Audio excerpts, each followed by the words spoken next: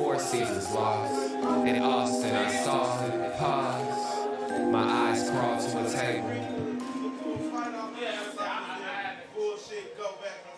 Paralyzed by pair-wise dice, then intense. This heavy slice of an angel wrapped in skin on dice and woes of life. Love deprived, look at her eye. What's the meaning of life? What's the objective paradise? Christian shit in the is, always reflected. Often being so clear, really forget to hear. Craving the back of the brain, rekindling the flame. She's all here, stay there. Remove your eyes, shove it somewhere over there. In paradise, we know our purpose.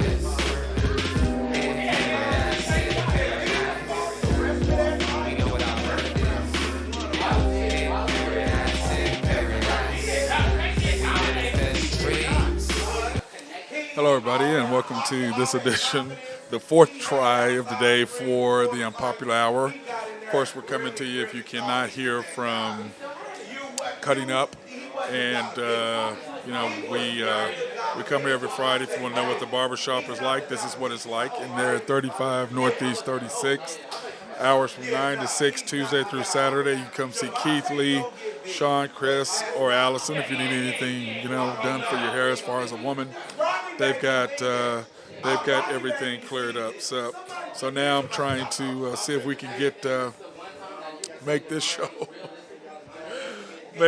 work, because it's been a pain trying to get it done. But anyway, so we're going to see what's going to happen. We're trying to get it. You can see Lee is in the background back there doing what Lee does. So that being said, I want to thank everybody for watching the show today, Friday.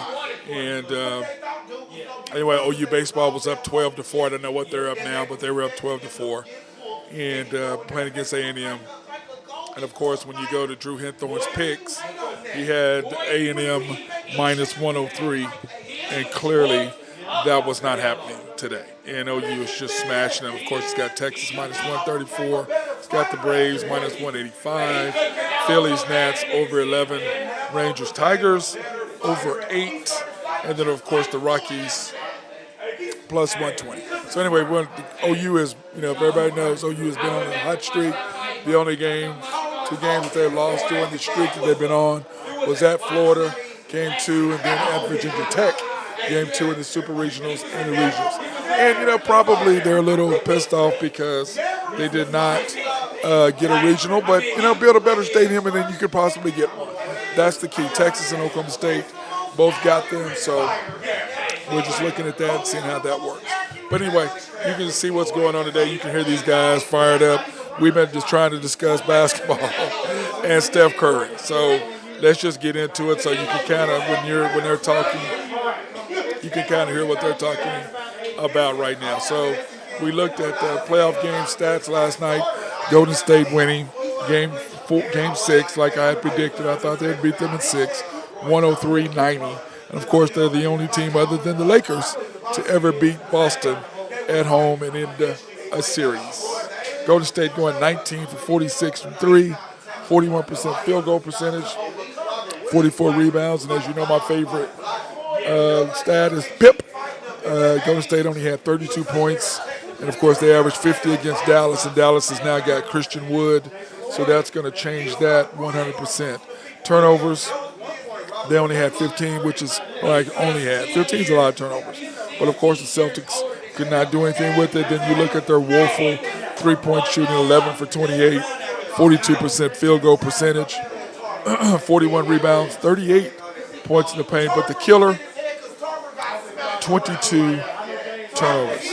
Yes, 22 turnovers. And Jason Tatum set the NBA all-time record at 100 turnovers for a series in the NBA Finals. Of course, Golden State went 8 for 8, Celtics 11 for 12 for free throws. So that being said, that went really well. But I want to take this time to thank my sponsors at UConn and YNB, family owned and operated since 1912.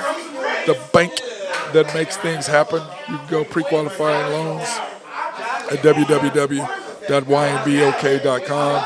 That's www.ynbok.com. And all this chaos and stuff that you can hear behind me, you want to thank YNB for their sponsorship of us going out and supporting minority and black-owned businesses, and you can see, in fact, on one of our little breaks, I'll turn the camera around so you can see these guys. They're just going at it. It's pretty funny to me because I'm used to it, but those of you all that have never been to a black barbershop, you might be struggling a little bit. But it's hilarious to me. Listen to these guys go back and forth. So it's pretty funny. But anyway, what we're doing is we're talking about Steph. That's what the big argument is here. That's what they're arguing about, is Steph. Because the question is, excuse me, let's go ahead and do this. And you can see, this was the question of the day. The question of the day was, does Golden State winning this title hurt KD or help Steph more? And if you're familiar with all the people on Twitter last night, everybody was pretty much talking about KD. He was trending very heavily last night. So, but anyway, that's what the talk is right now. Right now, everybody's talking about Golden State and talking about Steph Curry and what exactly happened. And you can see they're just fighting back and forth. And here's what they're basically saying. We've been arguing about this because I've been trying to do the show for an hour, but we just couldn't we had all kind of little technical difficulties. But my guys over at Collaborative Logic called me and said, hey, did you check this? Did you push that? Oh, that button right there. Boom. Pushed it.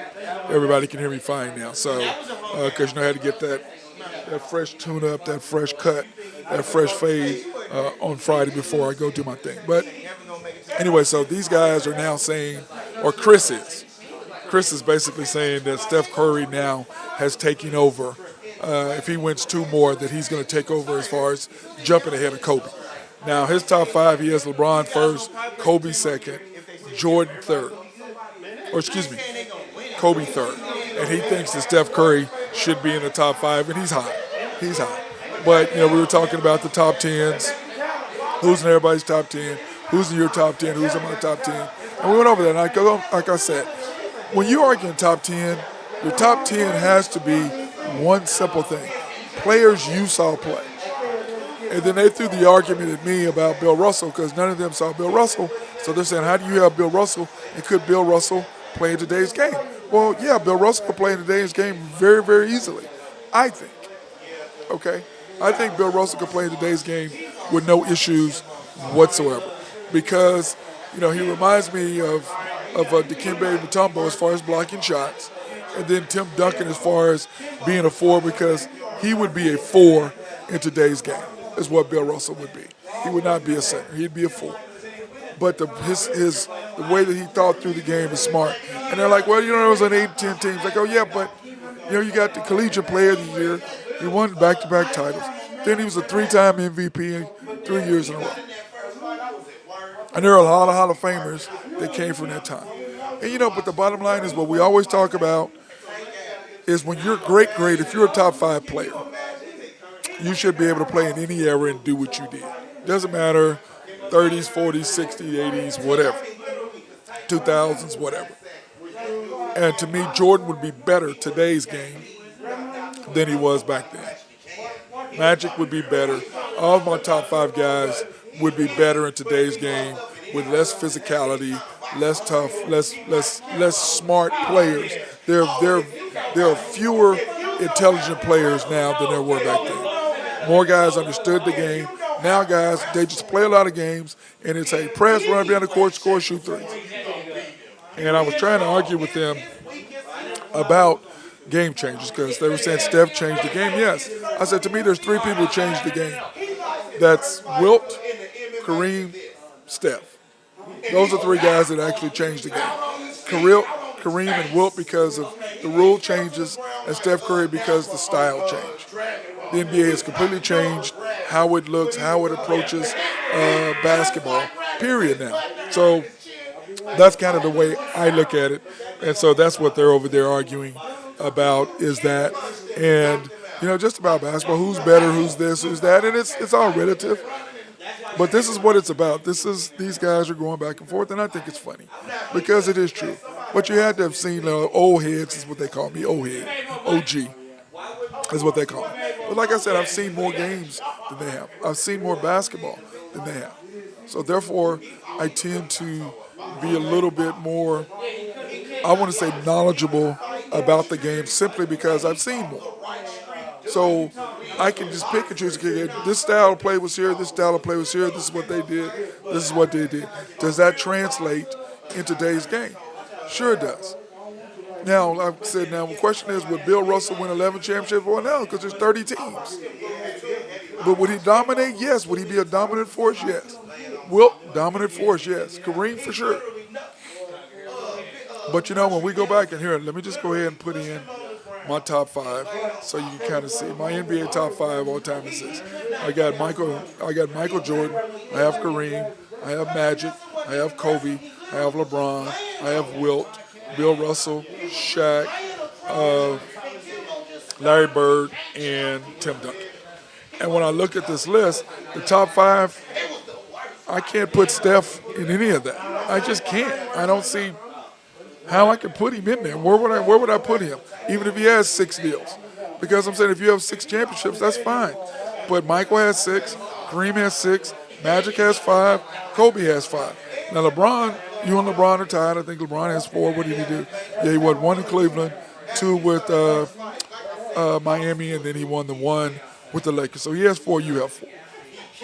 But I can't put him ahead of Wilt Chamberlain. Now possibly Bill Russell, yeah, Shaq, yeah. Larry Bird, I can't really put him ahead of Larry. But anyway, when I look at this, I'm going, man, what do you think?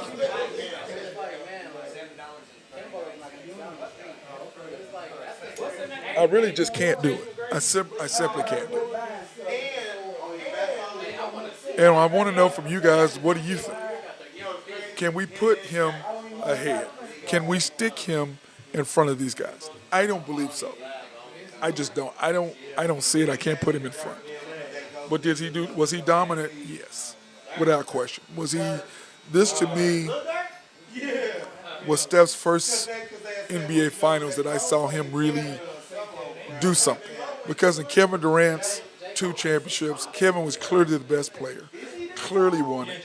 And the first championship, Steph, with Love and everybody being hurt, they barely beat LeBron. And then when LeBron and them came back, Steph was a no-show. He was nowhere to be found. In his games 5 and 6, when they really need him, he was nowhere to be found. Yeah, he showed up kind of, and he scored a bunch of points. Like they showed a stat last night that, they closed out games, what he scored, blah, blah, blah. But I'm like, it's not how many points. It's when you scored them. Now, he had 12 in the fourth quarter last night. So, yes, to me, that's scoring. Okay? But the problem is people today, they get caught up in how many points you score or how many yards you got. Well, it's when you got the yards. It's when you got the points. Not that you got, having them, that's important. There's no question. But it's when did you get them? When did you have them? What were the circumstances? Was it important in the game or were they just random stats that you got? Like Dak Prescott. He gets a lot of stats when the game is over and after Dallas is already getting killed. Then Dak Prescott, here comes Dak. When it's already over. So I look at that and I'm like, man, I'm done with that poo-poo stuff. Really done with it. Now, let's talk about something really cool, which I think is great for the United States.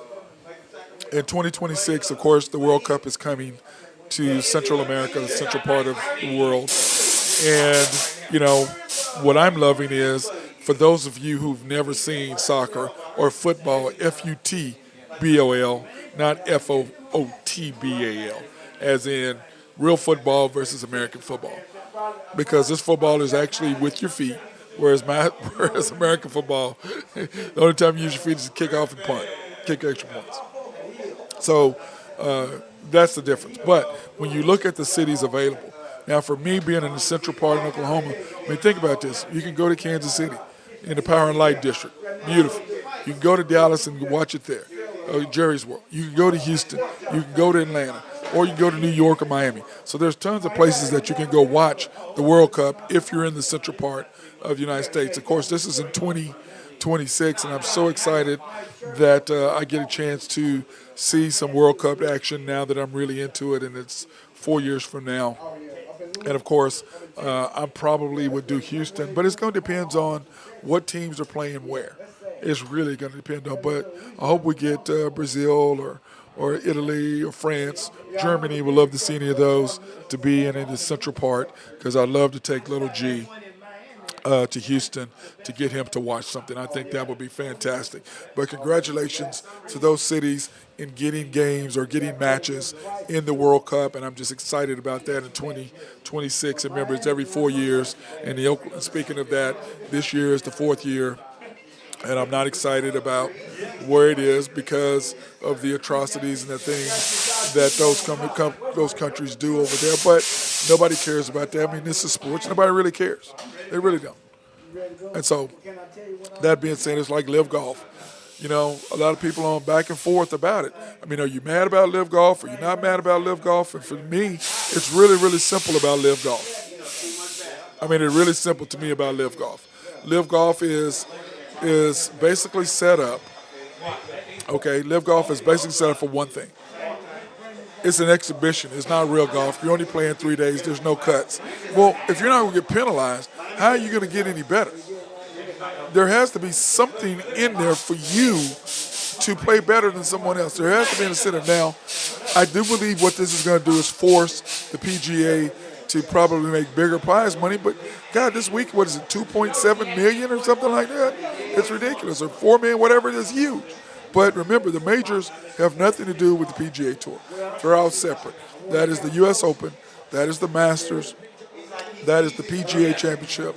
And that is the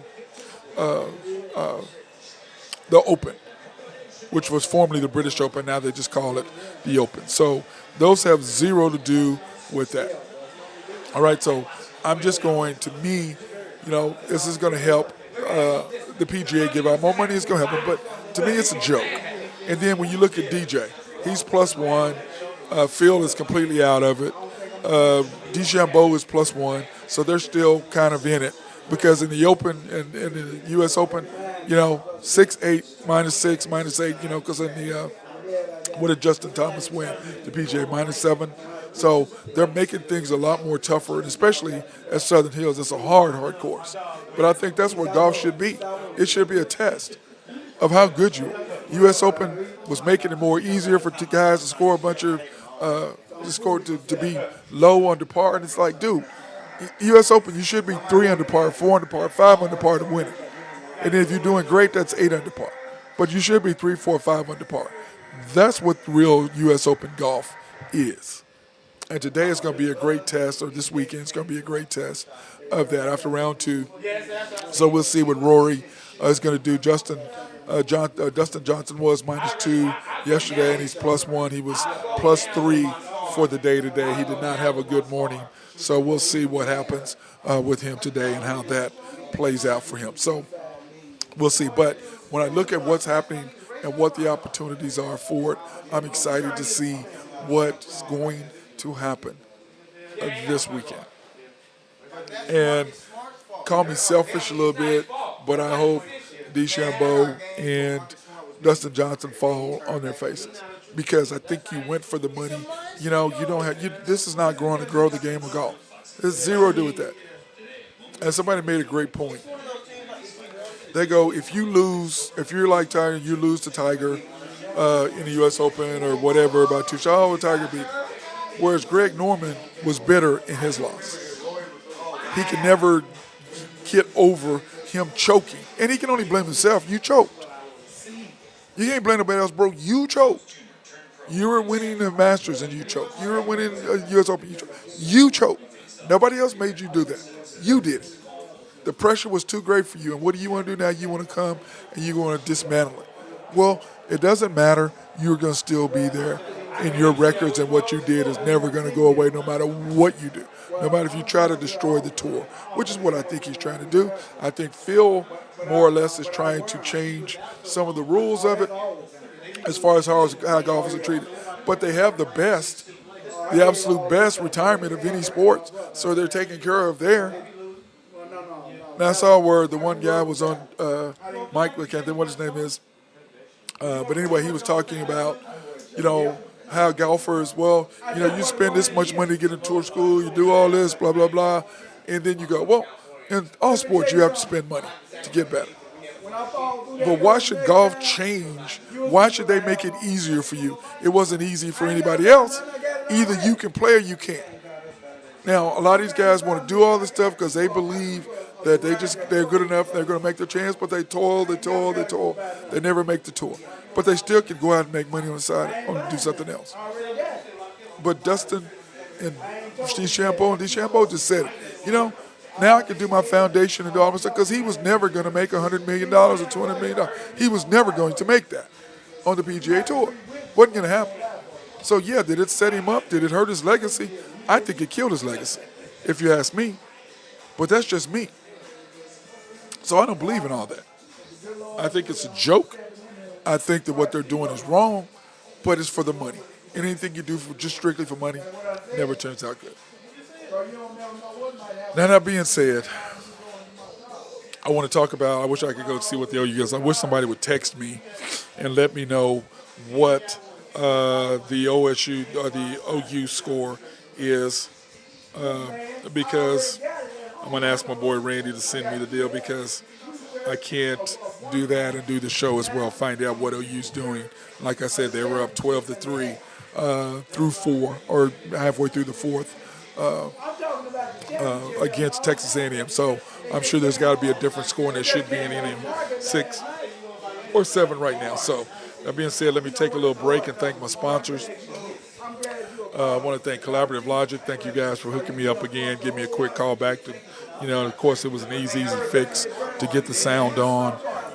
Mark Long, my guys at SRB, Engineering, Surveying, and Planning Needs. Of course, my guy, Jose Fierro with Oak Grove Trucking, because he now has he has like a dump, duck truck. When I say dump, duck, now he has 3, so I'm very proud of helping him and seeing how he can help grow. And then, of course, Greg, and then Max Nafee over at NAFCO. And then, of course, once again, YNB, family owned and operated since 1912, the bank that makes things happen. You can pre-qualify for any loans online at www.ynbok.com. That's www.ynbok.com if you need anything about that. And remember, I'm right now cutting up, and that's what YNB is sponsoring me to go out and do these remotes at minority and black-owned businesses, and I like what they're doing right now with that. So you can come visit them at 3536. It's 12-4, by the way. OU is winning 12-4 at the bottom of the 7th. But come by and see these guys who are cutting up, either Keith, Lee, Sean, Chris, or Allison right now for any of your needs. And the guys over there, they're watching boxing now. It's switched to boxing on who the better boxers are, Floyd Mayweather versus so-and-so. And I'm like, I like Floyd, but Floyd, when he avoided Manny Pacquiao, that just, the respect for him left me when he did that. Dude, don't give me that steroid crap. If you better than him, go beat him. And that's what the old school boxing was. Hey, you want to fight? Let's fight. You had Sugar versus Tommy Hearns. You had Tommy Hearns and Hagler. They just went at it. They beat each other up. Nobody was afraid of anybody. To me, Floyd Weather ducked it because that's what today's generations do. They duck stuff.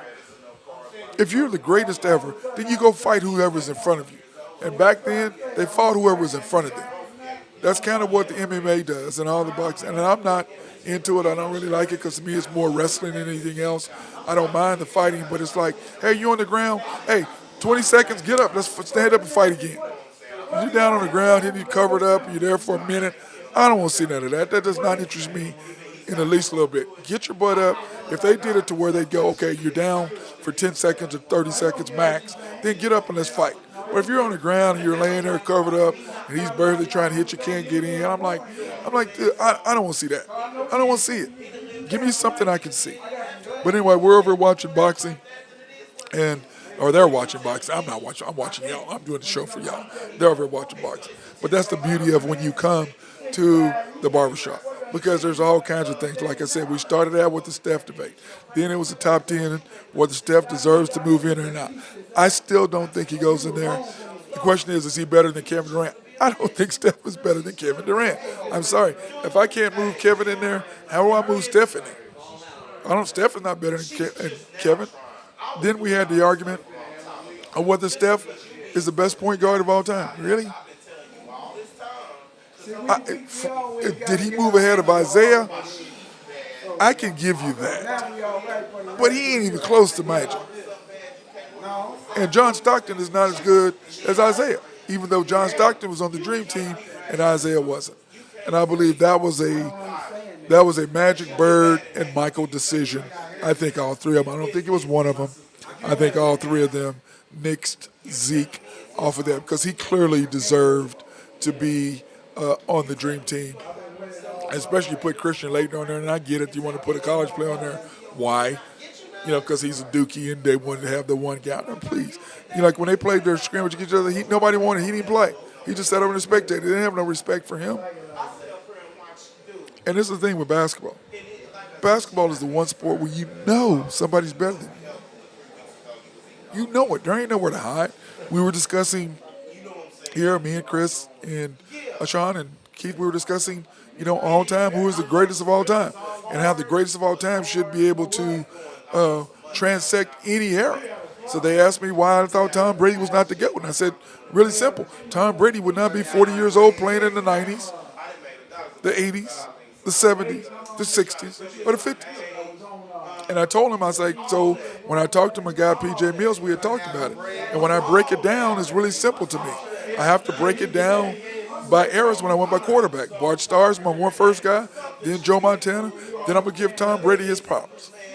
But I'm going to go Starr, I'm going to go Montana, and then I'm going to go Brady as my three quarterbacks. We've talked about that before. And we'll go into detail in a minute when football season comes back. But my running backs are really simple. Jim Brown, Barry Sanders, and I can throw in Eric Dickerson. I can throw in O.J. I can throw in Walter. But the top two, my guys, are this. And then wide receivers, there's Randy Moss and Jerry, whomever else you want to put. After that, if I have a slot receiver, I'm going to throw in Steve Largent if I got to have a slot because he just caught everything that was even thrown near him. And then I'm going to take the Great Wall of Dallas for that. And then for my tight end, man, there's so many of them. I don't really know who I really want to put in my tight end. There's so many of them. There really is. You want to have Gronk? Yeah, you can have Gronk in there. But at the same time, do I want Travis Kelce in there?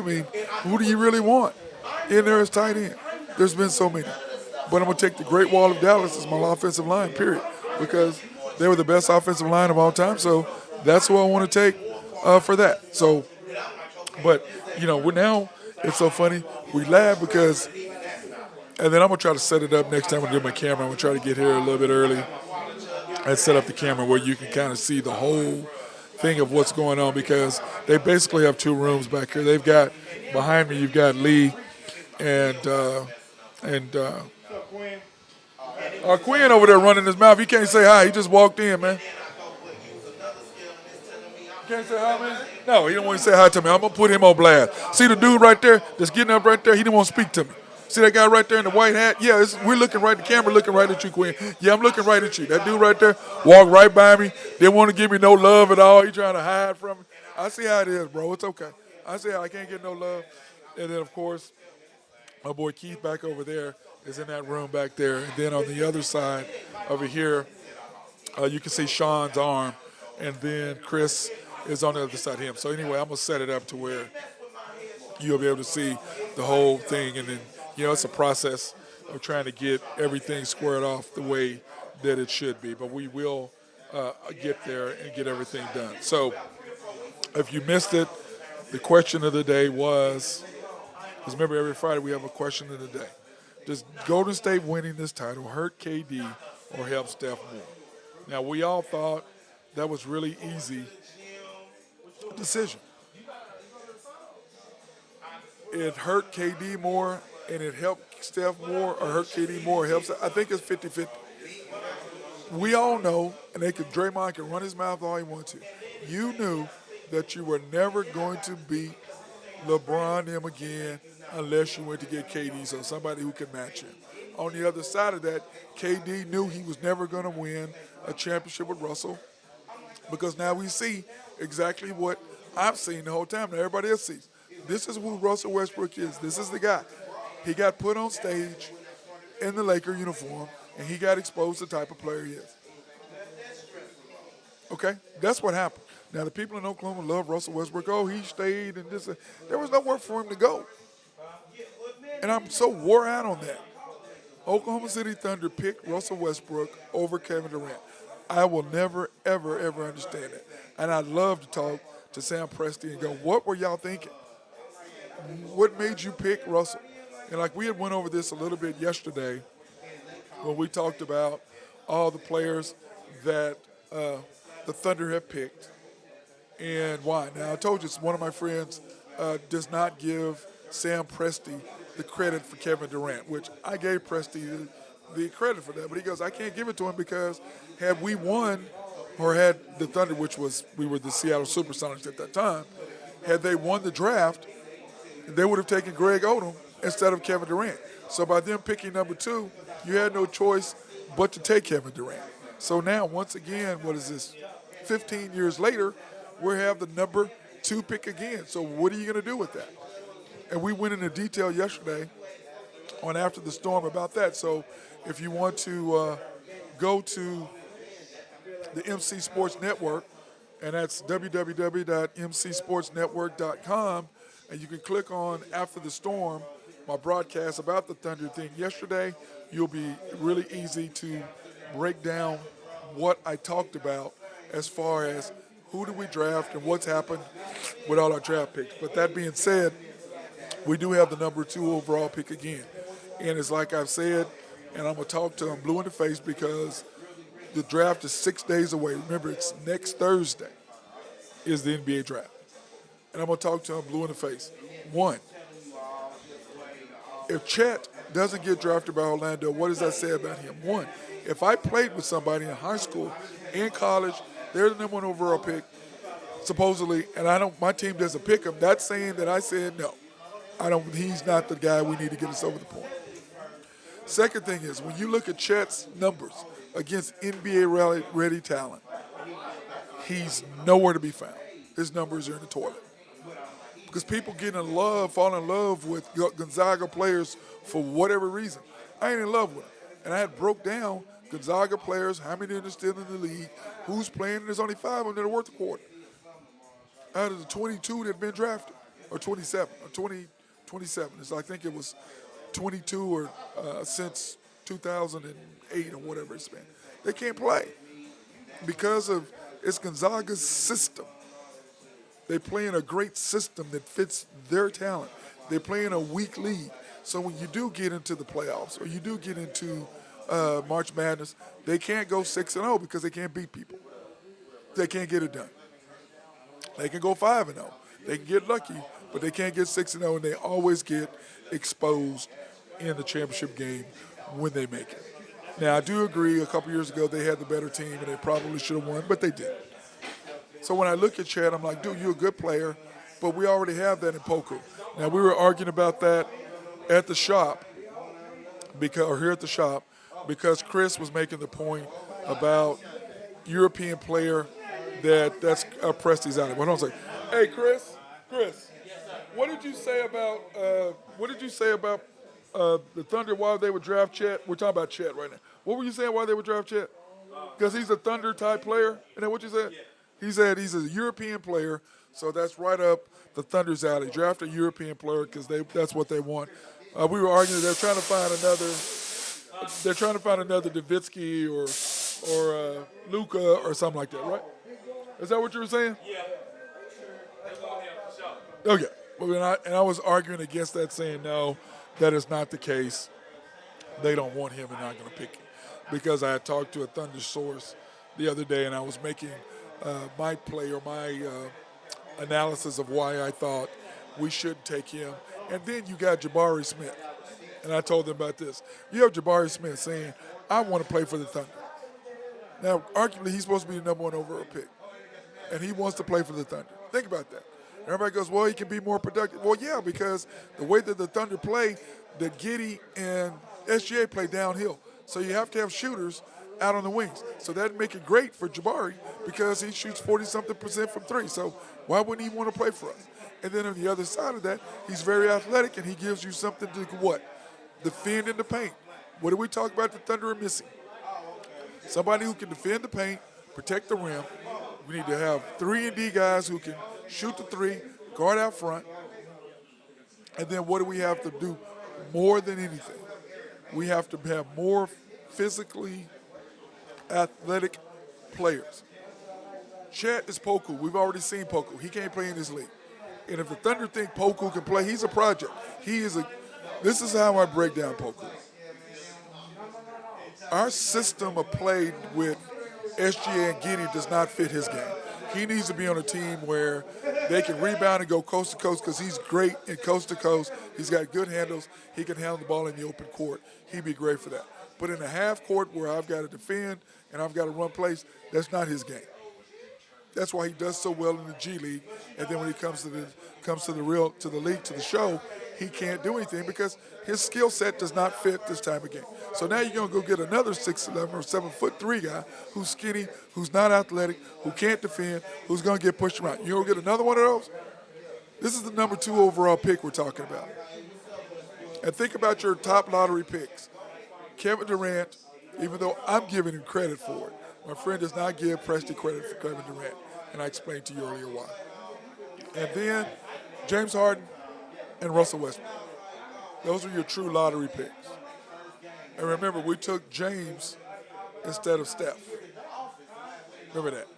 Took James instead of Steph, which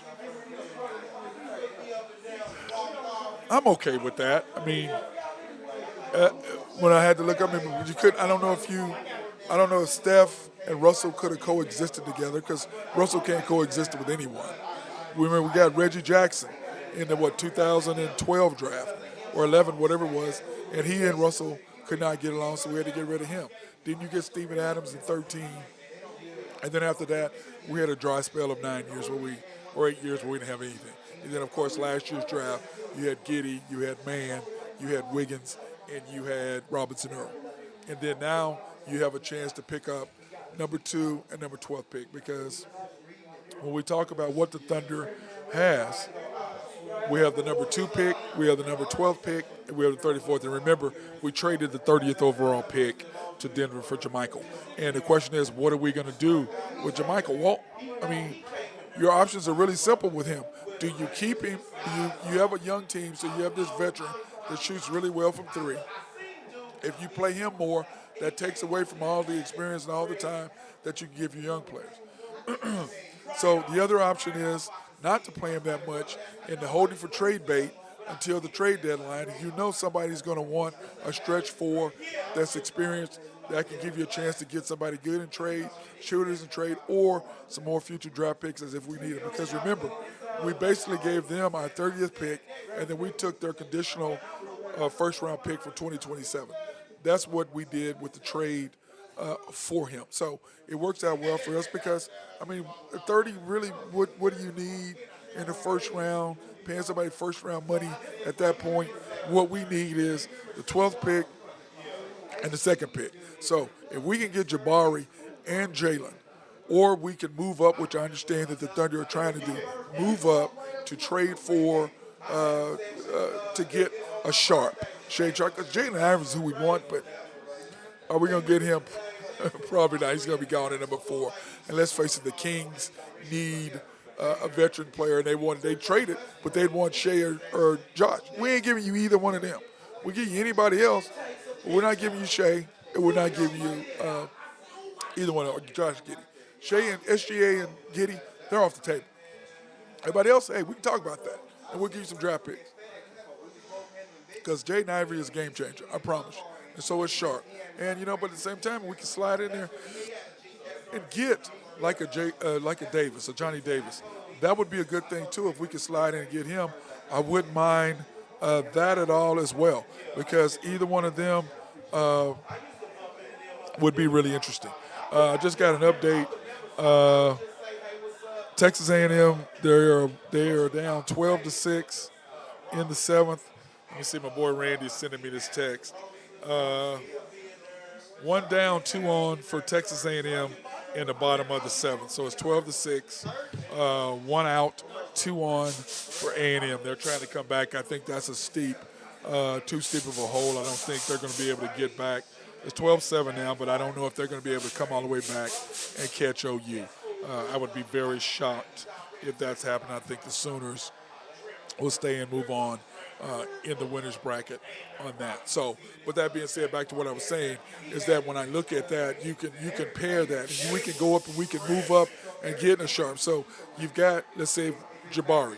You get Jabari, and then you get a Shaden Sharp, and that's to go along with Giddy and Robinson Earl and Wiggins. And we have a 34th pick. We can go get them, and then you can keep a Jermichael in there because then that gives you some extra deals. So that gives you those two, plus Giddy, plus SGA, plus Dort, plus Trey Mann, plus Wiggins, plus Robinson. That gives you 8 solid players, and then with Jermichael, that gives you 9. So you can add in the play Puku a little bit more, or you can add in your 34th, and that gives you a good 10 right there, and you'll be set and ready to go. But of course, then you don't play Jermichael as much because you want to keep Wiggins and you want to give Robinson Earl as much playing time as possible. So to me, that would be great for the Thunder. And I thought that was quite a compliment because some people said nobody ever wants to come to Oklahoma.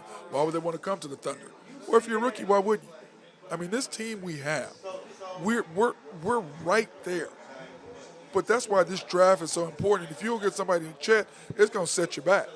But the question is, do you go ask SGA, who do you like? And you give him a chance to look at the tape and look at it and just go and talk to people. And let him make a decision as well. But go, look, we're bringing you in on this. If we take the pick that you want, then you got to guarantee you're going to stay around and sign another deal, max deal with us. That's got to be your commitment to us if we do that. And I think that's fair, but I do believe SJ will be happy here. You know, we're rolling, we're young, we've got a good nucleus, we can add in, like I'm just telling you, if there's any way that he could pull off getting Sharp or getting Davis along with Jabari, I would be like, Sam Presti, you the man. You are the man because the Thunder, I'm telling you, not next year, but that next year, another 2 years from now. Remember, we still have 5 picks next year, so you can add in something else. You never know where you're going to be next year. You can add in a couple more guys or trade those picks and get a couple of veterans that you need and then get rid of some of these guys who may not be doing as well. Because, like, to me, the most expendable one of that whole group is Dort because you need him to defend because offensively, when Giddy and SGA are going to be doing that thing, it's really going to hurt you with Dort unless he can pick up his three-point shooting. But like I said, he scores early, but it hurts him late because he's guarding the best defender on the other side, and he's not Klay Thompson. And he's not that guy where he can guard and defend the best player in the other team and be physical and do that, and then at the end be able to score points at the end of the game. That's really not Dort. I like him, though. But if I'm going to get rid of somebody, that would be the guy that I would get rid of if I've had a choice. That's who I would get rid of. But that's just me. And then the other guys I would keep and keep going. But like I said, the Thunder are 2 years away.